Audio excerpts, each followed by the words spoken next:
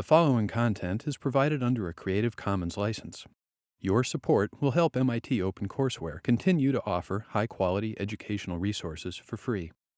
To make a donation or view additional materials from hundreds of MIT courses, visit MIT OpenCourseware at ocw.mit.edu.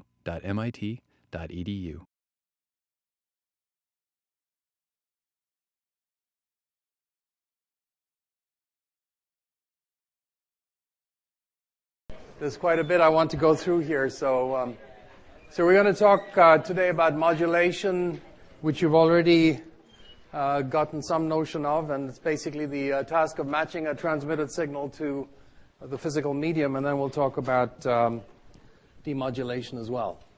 Whoops. So just to remind you of how we got into this story, we started off talking about bits that we had to get across to a receiver from a source.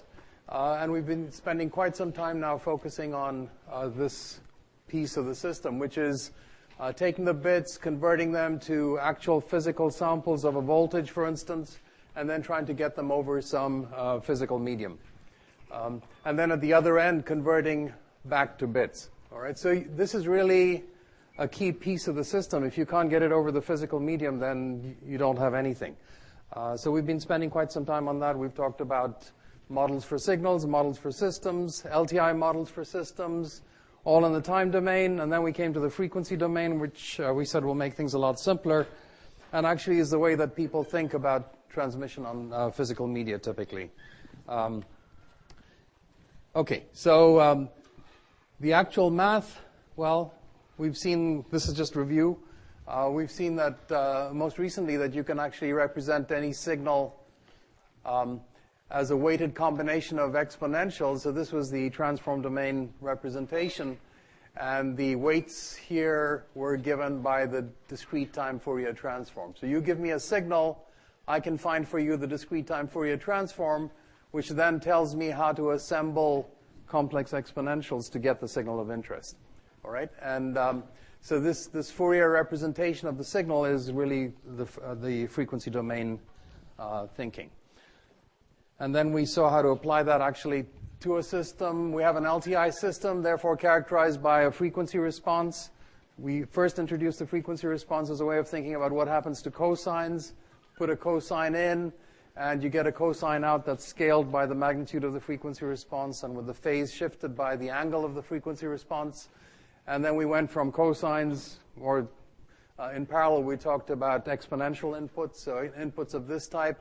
And now we have more generally a signal that's represented as a weighted combination of exponentials of that type.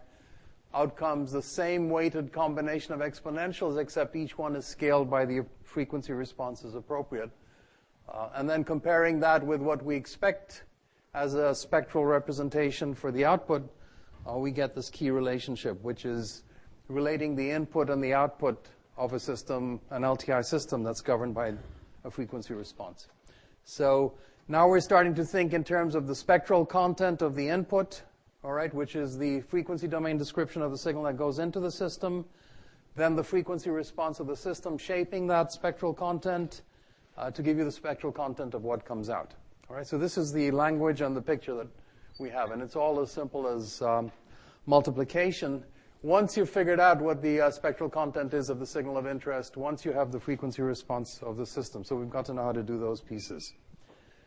And then we talked most specifically about a physical medium that's close to what you're doing in the lab, which is the medium of, well, an acoustic channel driven by a loudspeaker, and at the other end a microphone to pick up the signal. And I showed you these typical characteristics of loudspeakers, the kinds that you'll find listed everywhere, 3 different speakers. I mentioned last time that when you look at frequency specs for speakers, people will typically only show you the magnitude specification, because for audio applications, the phase distortions are a little less important. They tend to not be picked up by the ear. All of these, let's see, they have pass bands from, this pointer's a little weak here, but pass bands from around 100 hertz to, let's say, 10 kilohertz. So in that region, they pass signals more or less uniformly. in at least the magnitude characteristic, and then near the edges, they taper off. And some speakers will have bigger pass bands and will taper off closer to DC. Other speakers actually will not pass frequencies till you get till about, 120 hertz or so on this characteristic. But you've got to get way up before you get anything through that speaker. But nominally, we can think of speakers, since they're aimed at audio applications, what the ear hears, something on the order of, let's say, 100 hertz to 10 kilohertz. Okay, but, the phase of the characteristic is important, too. It's not important maybe when you're talking about sending audio on a speaker, but in AudioComm in the lab, you're actually sending pulses across it. You're communicating something other than audio. You're actually trying to get a signal whose particular shape matters. It's not how you hear it, but what it looks like before you sample it. Okay, so in settings like that, the phase characteristic is important as well. Now, you haven't explicitly probed the frequency characteristic of the speaker you're using. You could do that, but instead you've been looking at things like step responses in the time domain and constructing eye diagrams. But you could look in the frequency domain and characterize your particular channel for your laptop sitting in a particular place. You could look to see what the magnitude and phase are like. Okay, so I want to go through this exercise of looking at the spectral content of a signal you want to get across this audio channel, and then looking at how the audio channel shapes it, and then what you pick up at the other end. So just to give you a feel for how one thinks through this.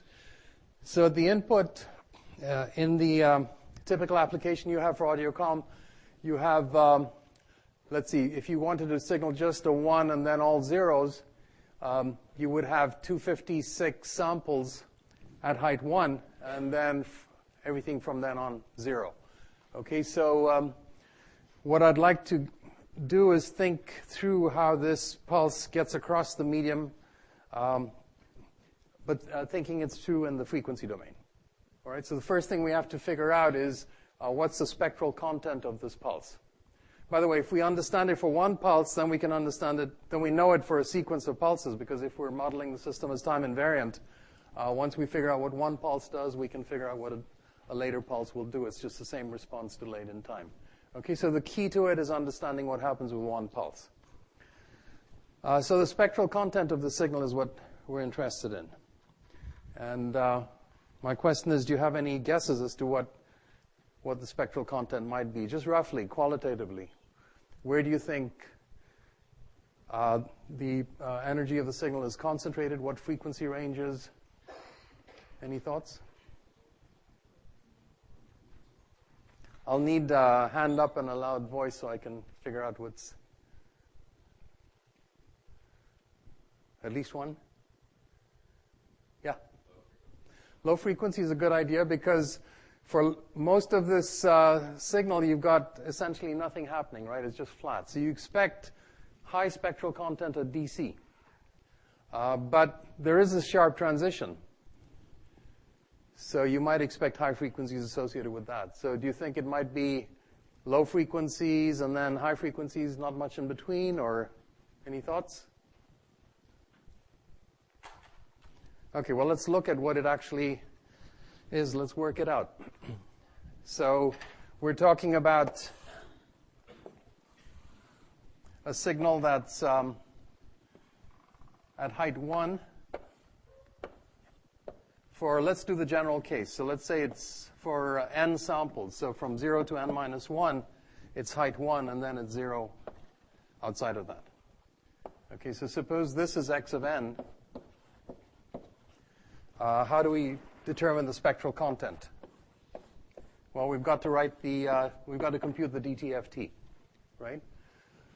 So what's the DTFT? It's summation xm e to the minus j omega m over all m.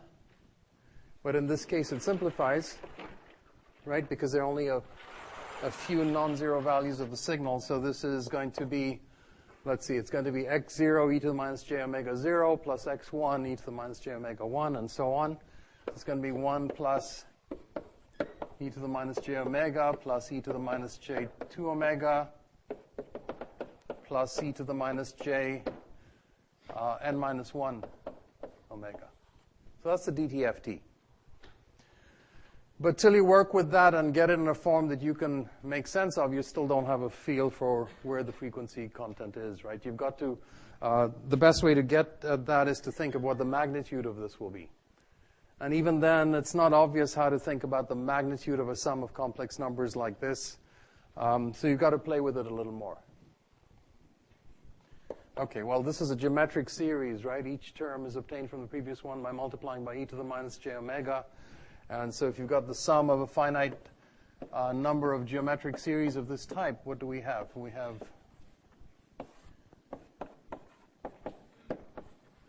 that as the sum, right? You agree? So this was the factor by which we multiply each term. Sorry.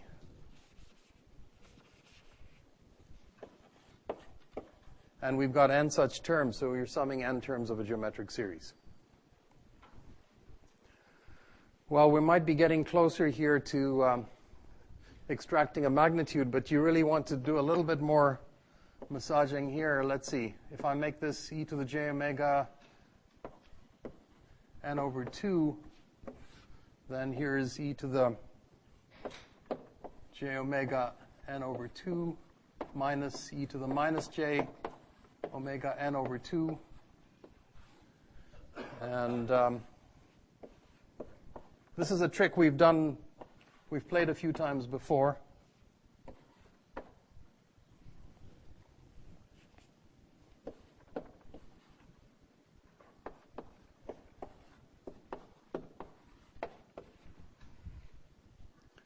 Right, I've just rearranged things. Let's see, how have I helped myself here? Have I helped myself at all?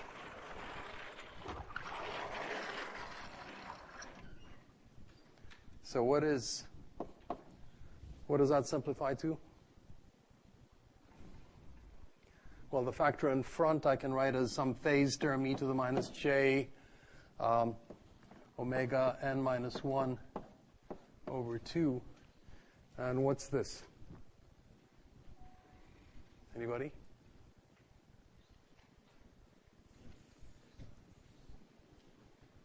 Numerator? Does the numerator remind you of anything? Sine? Sine omega n over 2. And the denominator, sine omega over 2. Right? So now it starts to look a little bit more manageable. If I wanted to get the magnitude of this, well, the magnitude of this is going to be the magnitude of this piece times the magnitude of that piece. What's the magnitude of the first term here? Just 1, right? It's e to the j something, so its magnitude is 1. So here's the magnitude of the DTFT. So that's the spectral characteristic. And that's something that we can plot. Okay? Question. Sorry. Question. Hi. Sorry, say that again. Why do we go from minus e to the minus j omega n to minus e to the minus j omega? Did I make a mistake somewhere here, or? Oh, this thing? This term here? I was trying to combine numerator and denominator here. Which part? Sorry. I have to stand where you are to see if I made a mistake, because it's hard to see close up. Over there, like when we go from the 1 minus e to the minus j omega n to the other one, why are we dividing by 2?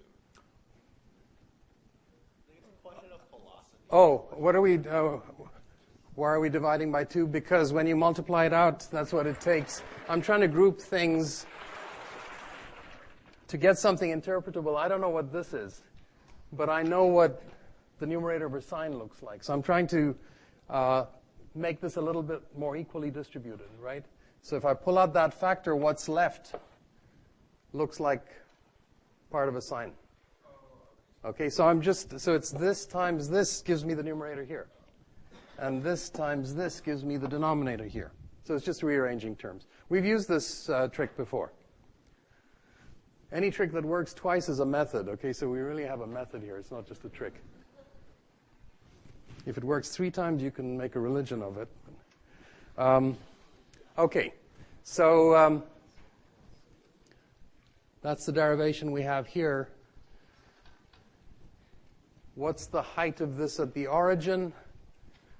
Let's just focus on that term.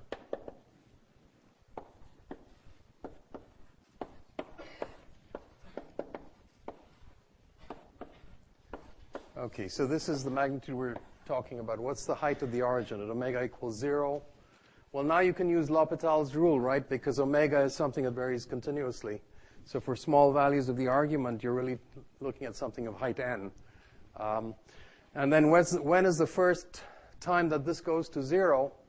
Well, for small values of frequency, the numerator is not changing sign, and this first goes to 0 when you get to omega equals 2 pi over n, 2 pi over capital N. So actually, instead of saying all that, I should just draw you a picture. There's a picture of one particular case. So this is a case where actually the pulse didn't start at 0. It was symmetrically located around 0. Okay, it was a pulse of length 11, symmetrically located around 0. And because it was symmetrically located, this phase factor went away. And all you're left with is the sine omega n over 2 divided by sine omega over 2. So you're looking at the actual dTft of a pulse of that type. Okay, so this started at -5 and went to +5 and was 11 samples long and was 0 everywhere outside of that. So that's what this function looks like, the sine omega n over 2 divided by sine omega over 2. Does it remind you of a function you've seen before? A sinc function. It's very close to a sinc. The sinc, though, had just frequency in the denominator. It didn't have sign of something in the denominator. And the reason this appears is, remember that transforms and frequency responses have to be periodic with period 2 pi. So it certainly wouldn't be possible for the transform of a signal to be a sinc because there's no periodicity in the sinc.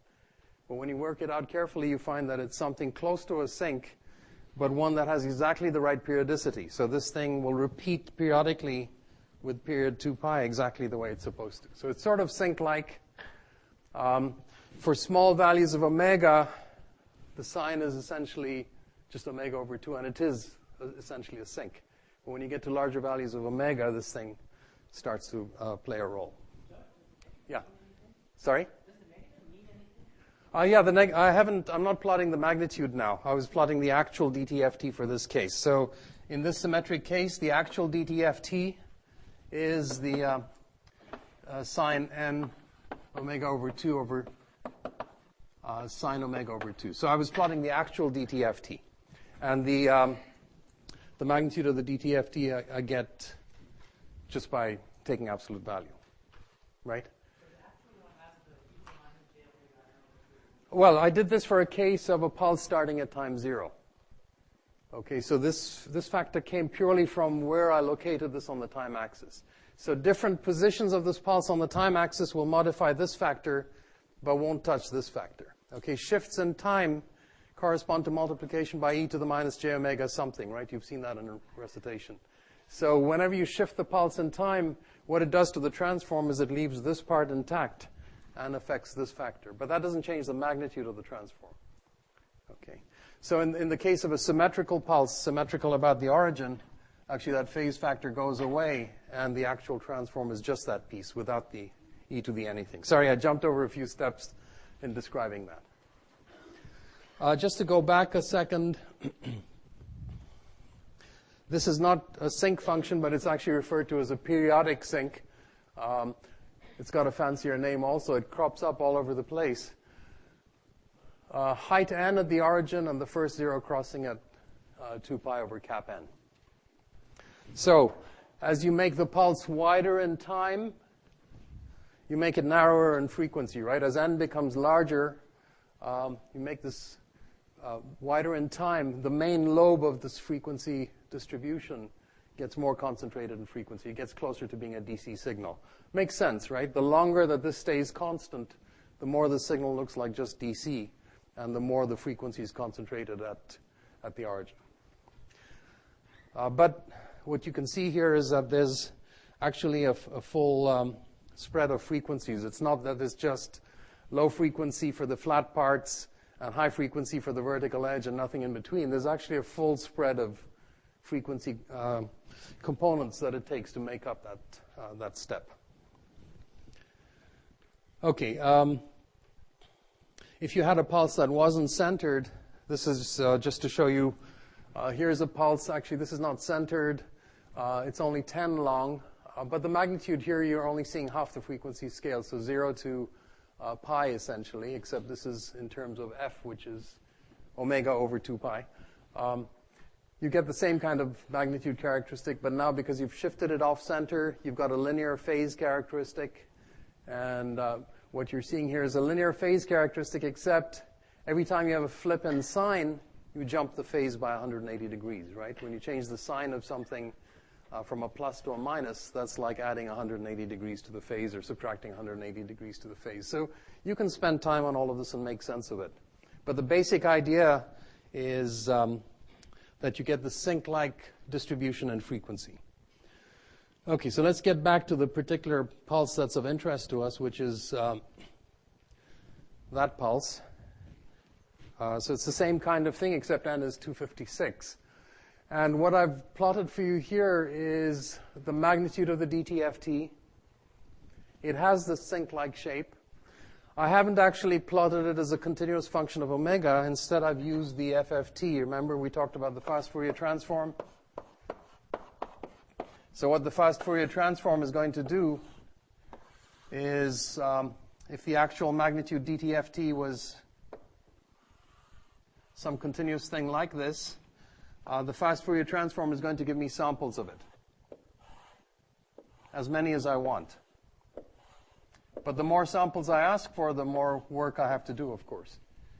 Okay, I asked for 48,000 samples of the DTFT so that I could get a nice big spread here. If your samples came from sampling at 48 kilohertz, for instance, then the rightmost end that corresponds to pi in terms of actual frequency would correspond to the sampling frequency divided by 2, so that's 24 kilohertz sitting there. So I actually have 24,000 points for 24,000 hertz. So I've got 1 point at every hertz position, but I could pick anything else. The other thing I wanted to mention was that the reason I could do this is because I'm using the FFT. Because I told you if I just did sort of simple-minded implementation of the formula, I would take order p squared computations, where p is the length of the signal that I'm looking at. If I use the FFT, I go from p squared to, I go down to p log to the base 2 of p. All right, well, the number of points I have here is 48,000. So going from p to log 2p is going from 48,000 to 16, which is a factor of 3,000. So the difference is I'm sitting at the terminal and I hit the return key to get the FFT, and maybe 0.1 seconds later I get the answer, versus if I didn't use the FFT, I'd wait 5 minutes, and then I wouldn't be trying to put together these figures for you. Okay, so the FFT really makes a real practical difference, and it really revolutionized how numerical computations were done. Okay, so here you now see the full spectral distribution. If you're willing to let your eye interpolate between these samples that I've got, you see the full spectral distribution of that rectangular pulse. Okay, so a short pulse in time, it's got certainly high DC content, but it's got tremendous frequency distribution all the way out to high frequencies. In fact, all the way to the end, you're still seeing frequency content. It's visible to the eye. So all the way out to 24,000 hertz, and you could keep going. All right. This is not a sink. It's a sink-like function, because if you extended it, it would go back up again. It's got that period 2 pi exactly as it should. But for all intents and purposes, for small values of frequency, the sine omega over 2 here, this is essentially omega over 2, and this is a sink-like function. Okay. Now, this is different from what you saw before. Before, you had a constant segment in frequency. At least I think it's different from what you've seen before, unless you've done examples in recitation. But before, what we had was, for instance, trying to get a frequency response that was like this, right? We ended up with a unit sample response that was a sinc function in time. This is going the other way. This is a rectangular function in time giving rise to a sinc-like distribution in frequency. All right. Let's zoom in a little bit just to see what we have here. And this is exactly what we expect to be seeing, the sinc-like distribution. The height there is 256, as it should be. That's the n. And then this should be at 2 pi over capital N. If you translate that to what it means in actual frequency, this first null there is at 187.5 hertz. That's 48 kilohertz divided by n. So that's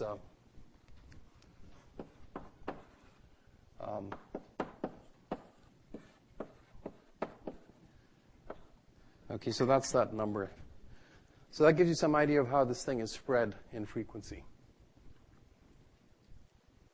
Okay, so if this pulse is applied directly to the loudspeaker, well, here the loudspeaker passband goes from about 100 hertz to, let's say, 10,000 hertz.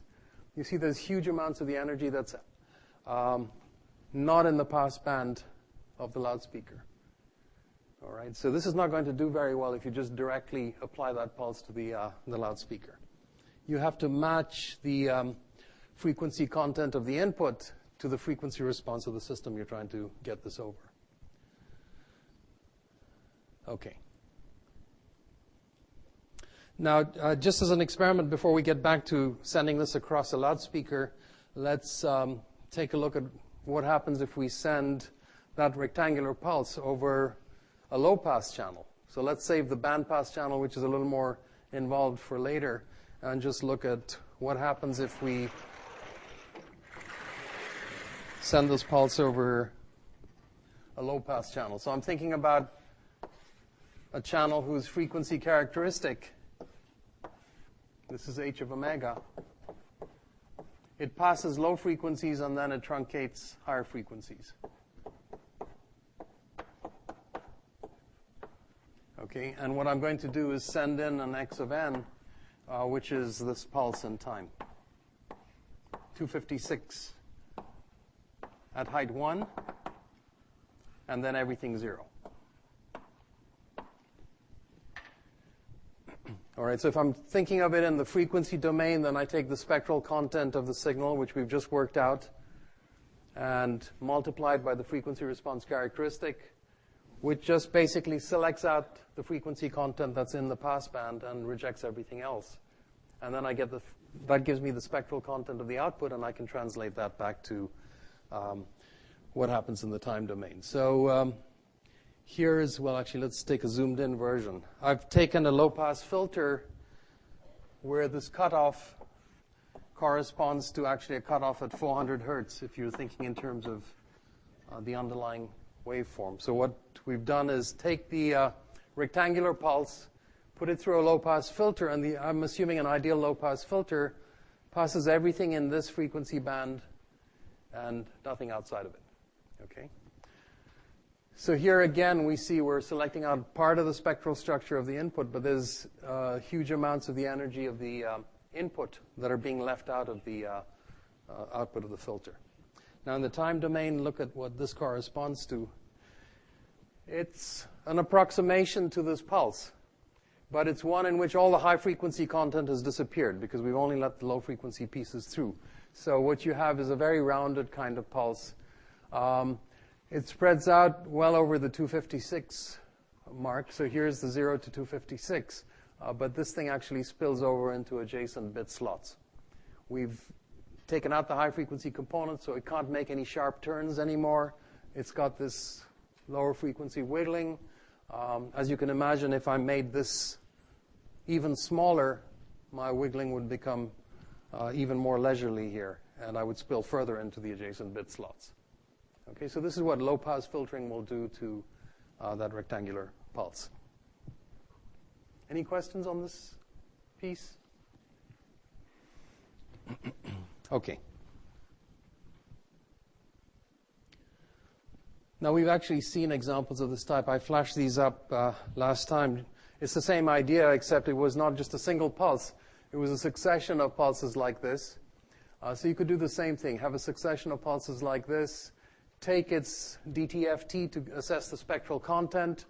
I'm showing you not actually the DTFT, but something proportional to it here. This is, so ignore the labels there. Think of this as essentially the DTFT. To within a scale factor it is. So you can see that I have spectral content all the way out to the edges, but now send it through a low-pass channel which zeroes out all the spectral content outside of some central region. And what you have coming out the other end is something that can't take the sharp turns anymore, so it's much more rounded. And as you narrow it down still further, you get even more rounding, and you get a spilling over. You see this sharply confined rectangular pulse now spills over into the adjacent slots. And you can go still further on that. The top plot here is the same as the bottom plot in the previous one, but this is just showing the sequence. So as you narrow it down further and further and further, what comes out the other end gets much less distinctive in its features. Okay, this only has very low frequency content, so it can't do any sharp turns. And this is an eye diagram corresponding to in each of these received signals, just to show you how detection gets difficult. If you've got a low-pass channel and you've got this pulse, that's not well defined. Now, how might you get a better defined pulse for a given channel? So if I gave you this channel, we sent in this pulse of length 256 samples, and we got something that we didn't like because it spilled over into other slots. The reason it spilled into other slots is we were cutting out too much of its spectral content. What could you do to this pulse to get more of its energy across that bandpass channel? Yeah? Sorry? Set a longer pulse. How does that work now? You see, if you make n longer, you make the pulse longer, you shrink this correspondingly in the frequency domain, right? We said that the on these sync-type characteristics, the height was n. This first null was 2 pi over n. Make the pulse longer, you pull the main lobe in tighter, and more of this is going to go through. Okay, and you'll see that, you can see that clearly. That's something you can explore in your experiment. So if you wanted to get more clearly defined output for a given low-pass channel, you might want to increase the length of your pulse. Of course, that's going to slow down your signaling rate, so there's a trade-off involved, right? Now, we've actually, this is just to sort of step back and point out that what we're seeing here are some properties that are inherent to Fourier transforms. Okay, so it's typically the case that if you've got a signal that's wide in time, it's narrow in frequency. And if you make it wider in time, it gets narrower in frequency.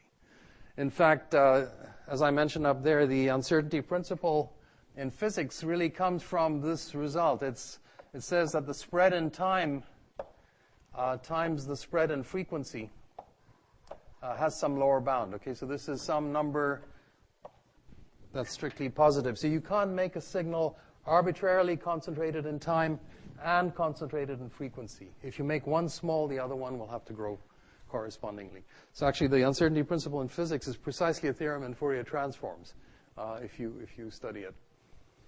Here's another such complementarity or duality. The smoother you make a signal in time, the more sharp it is in frequency. Let's see, we saw that here, for instance, right? We had a signal in time, namely the unit sample response of the ideal filter. This didn't have any sharp edges to it. It was a sinc function.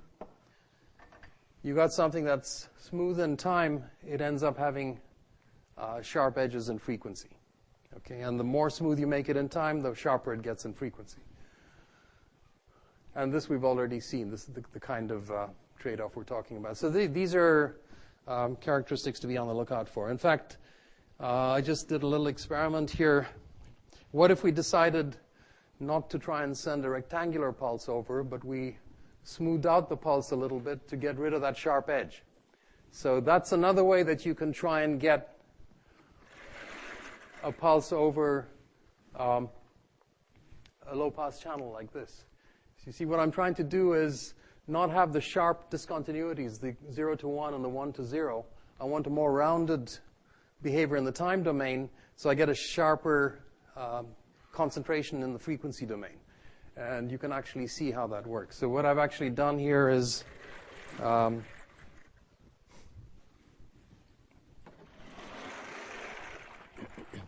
instead of a signal that, well, if you'll permit me, I don't want to draw these stem plots, the lollipop figures, because they get painful to draw, but just assume that this is 256 such things. That's the rectangular pulse we were trying to send before. What I've done now is instead say, well, let me round the edges. So I'm going to have a half cycle of a cosine for that edge. Okay, so these are the samples I'm going to use at this edge. And I'm going to have a half cycle of a cosine at this edge. This is actually something that's used quite a bit in applications. All right, so what have I done? I've removed the sharp edge and gotten a much rounded transition. In fact, if you're thinking of continuous functions, the original had a discontinuity, whereas here I've got to take two derivatives before I encounter a discontinuity, because the function itself and its slope at these ends are well matched. So I've got to differentiate twice before I get a discontinuity. So actually it has quite some smoothness to it. Smooth in time means more tightly concentrated in frequency. So all I'm doing on the next slide is showing you, so your eye can compare what the spectral content is of the original pulse and of this rounded pulse. And for the rounded pulse, I actually just flipped it over so that you can compare more easily. So this is the negative of the DTFT magnitude of the shaped pulse. And you can sort of see right away here that the frequency content is essentially settled out. It's almost all contained in this smaller region, whereas the rectangular pulse had frequency content that went way off to high frequencies, right? Went off to 24 kilohertz, for instance, in our example. So the frequency content of the shaped pulse is much more tightly contained, and you have a much better chance of getting that across a low-pass channel. So this is just a little bit of shaping that can make a big difference in terms of adapting the signal you're trying to send to the channel. So if I look in the time domain, sending these two pulses over the same low-pass channel, you can do a visual comparison of what comes out. So here's the original 256 rectangular pulse coming out the other end. Here is my shaped pulse coming out the other end.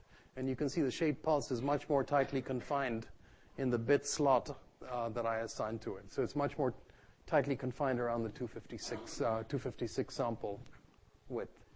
Okay, so this is another thing that is done, and it's done by thinking in the frequency domain. People design these pulses thinking in the frequency domain. They're not doing convolution. Okay, that was all low pass, but we want to look at band pass, so just a couple of quick examples there. So we're back to the speakers,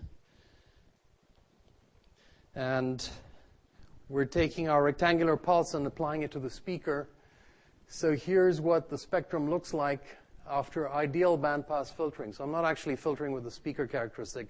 I'm assuming an ideal bandpass that extends from 100 hertz to 10,000 hertz and zeroes out everything outside that range.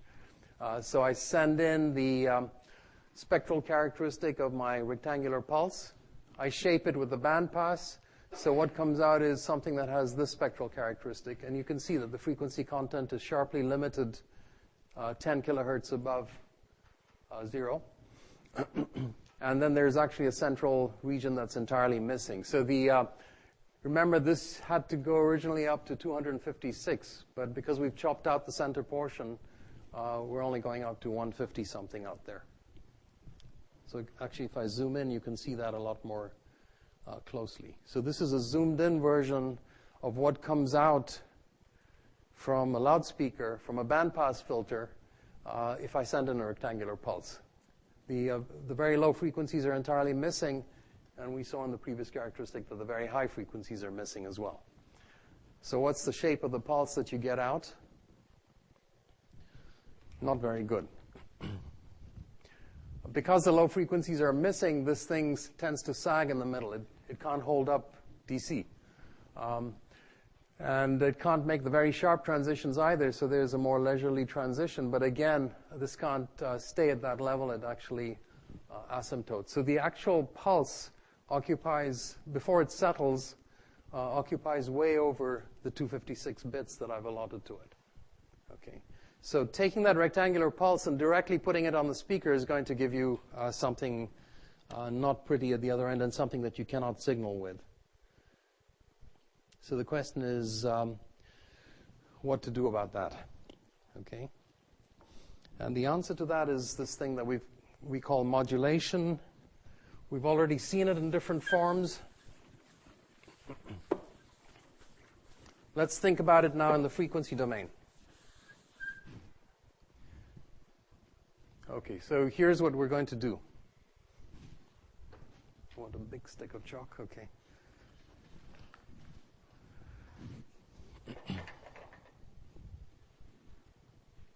We're going to shape the spectral characteristics of this signal. We started off with some time domain signal xn corresponding dt ft x omega. It wasn't well matched to our channel characteristics, and so what we're going to do is multiply by some carrier frequency. And this is simple amplitude modulation. We're just referring to it as modulation here.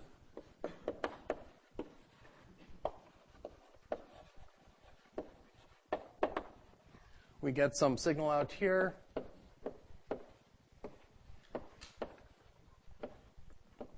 And the question is, what is the frequency characteristic of that signal?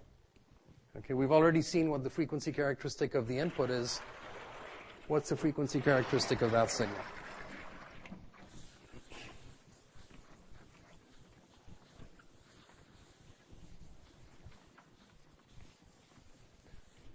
So just to give you an example, we had our x of omega looking something like this sync shape.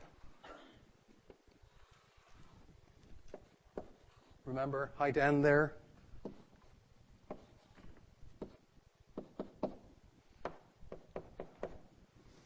And the question is, what's the spectrum of this?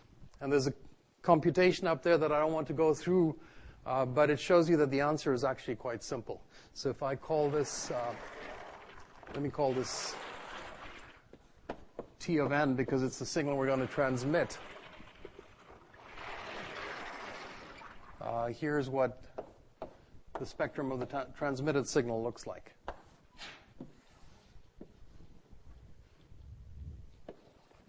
There's omega, there's pi, here's omega c.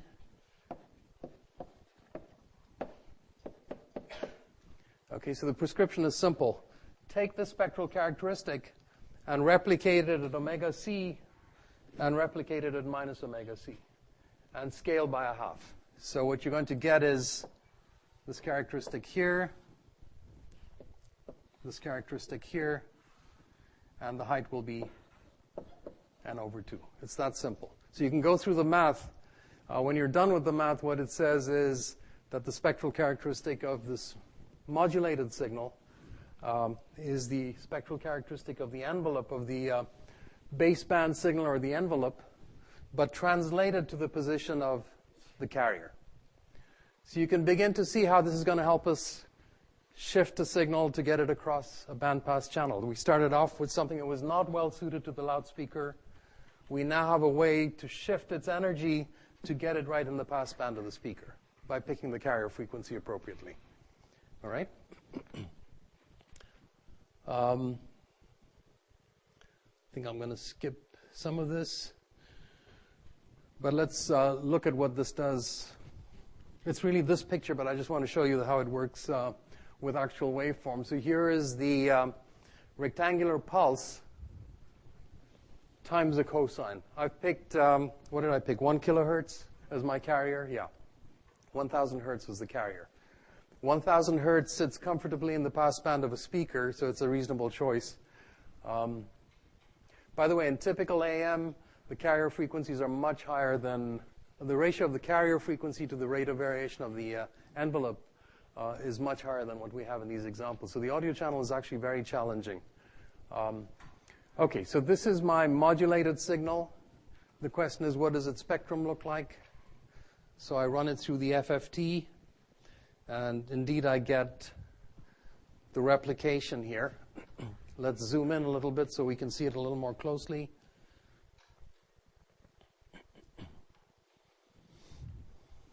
So what I have is those two sync-like spectral characteristics, but translated to sit centered at 1,000 hertz and minus 1,000 hertz. Remember that this is 0 out here.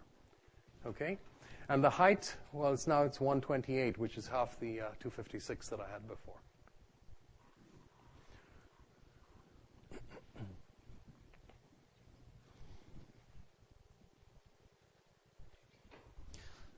So in terms of positioning this within where the loudspeaker will transmit it, we were taking the lower cutoff of the loudspeaker as being around 100 hertz. This is where 100 hertz sits. So you can see that a huge amount of the energy of the pulse is getting through. It's at the wrong frequencies. We'll have to deal with getting it back. But at least getting the energy across is working here. Okay? And the upper cutoff of the speaker is way off over here. So this is 10,000, but I'm showing you a zoomed-in version, so the upper frequency is way off.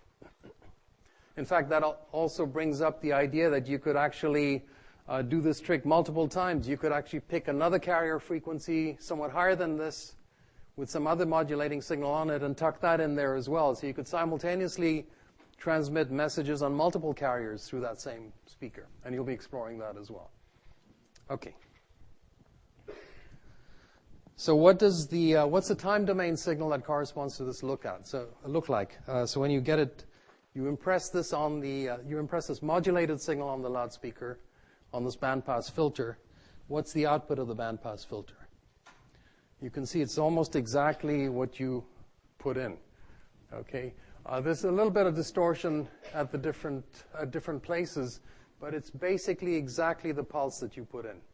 So almost all the energy has gone through, and you don't have significant distortions because you've squarely placed the energy in the passband of the filter. Okay, now how do we recover? How do we get back the original baseband signal? Well, it turns out it's very easy. Let me actually do it in pictures, and then we'll look at the math. This is what's coming in to our receiver, and now we've got to process this to get back a signal that has this spectrum. We've learned a trick, which is modulation. Multiply by a cosine, and you'll take the spectrum and replicate it at omega c and at minus omega c. I'm going to use the same trick again. I'm going to take the received signal multiplied by a cosine at the same carrier frequency. And what's that going to do? Well, my scale's getting bigger here each time, but so here's my omega c. Here's my minus omega c. What's coming in is this signal. I'm going to multiply it by cosine omega c. So what does that do in the spectrum? It takes this spectrum, replicates it at omega c. So what does that do? Well, it puts a piece here, and it puts a piece here at 2 omega c. Right? Because I've taken this spectrum. You've got to imagine the change of scale so I can draw all of this. I've taken this spectrum and I've placed it, centered it on omega c. Okay, and this is the n over 2 here. Oh, but now it's going to be n over 4, right? Because I divide by 2. And then I take the same spectrum and I center it on minus omega c. Okay, so I've got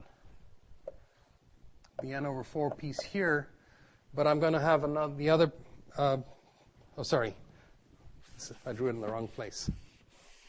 I'm going to center it at omega c, so this is going to end up at minus 2 omega c. And the replication here, so there's going to be a second one sitting here at the origin. So the net effect of the origin is that I get the original spectrum, but scaled by a half. And then I get vestiges of this, if you like, centered at twice the carrier frequency. Okay? And that's actually what the algebra shows. The algebra is very simple. You're receiving this, multiplied again by a cosine. So take the received signal and multiply it again by a cosine. Well, if you substitute for what the received signal is, you get xn times cosine squared. Cosine squared, if you use a standard identity, splits into these two terms. Let's see, do I have that right? Yeah. So here's the 0.5 xn sitting here at the origin. And here's another term which is xn times a cosine. So this is like a modulated signal, but modulated by twice the carrier frequency. So what does this translate to? Well, it's actually 0.5 times xn times cosine 2 omega c. What does that do in the spectral domain? It's going to take half of that and place it at minus 2 omega c and plus 2 omega c. So it's completely consistent with this picture. So what is it that we have to do now to extract the signal of interest? Just a low-pass filtering here. Okay, so if you can select out this piece with a low-pass filter, you've recovered the signal of interest. You can adjust the scale factor too, so you can have a low-pass filter with a gain of 2, and you've recovered your original signal. All right, we'll build on this on Monday, and that'll be the last lecture on this material. Relative to the calendar, we're just sliding forward. So we'll wrap up this stuff on Monday and then continue with packets.